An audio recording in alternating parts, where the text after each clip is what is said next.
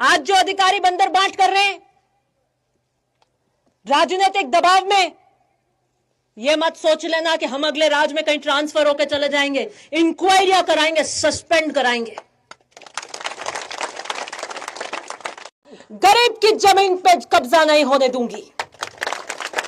गोपासरिया में गुंडा राज मुक्त करके दूंगी।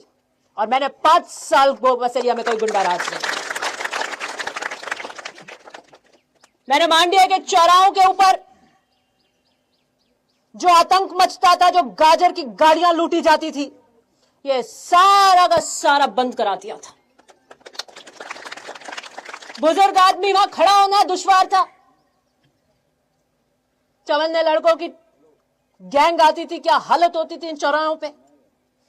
5 साल ऐसे असामाजिक तत्वों को मैंने पनपने नहीं दिया। ये मेरा वादा था गोपासरिया की जनता से।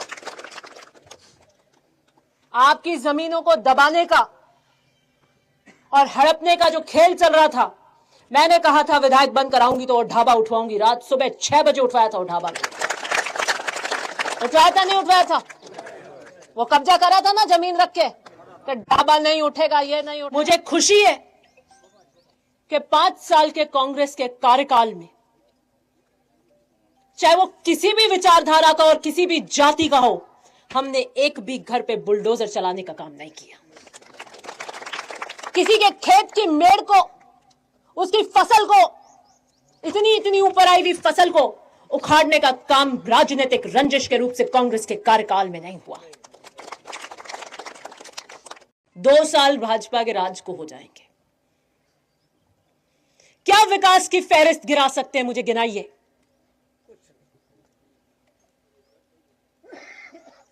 300 के करीब ट्यूबवेल मैं लेकर आई थी अपने राज्य में। 300 के करीब। कितनी ट्यूबवेल 9 साल में हुई है? 2 साल में हुई है? कितनी ट्यूबवेल हुई है? 9 ट्यूबवेल। सुनो, 9 ट्यूबवेल हुई है 2 साल के अंदर। वो भी कौन सी? जहां मुख्यमंत्री जी की घोषणा है बजट के कि हर एमएलए को 5 ट्यूबवेल दी जाएंगी।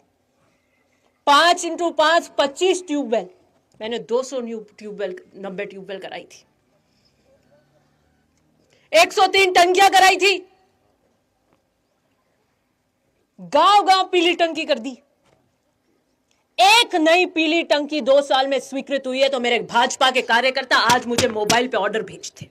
एक पीली टंकी।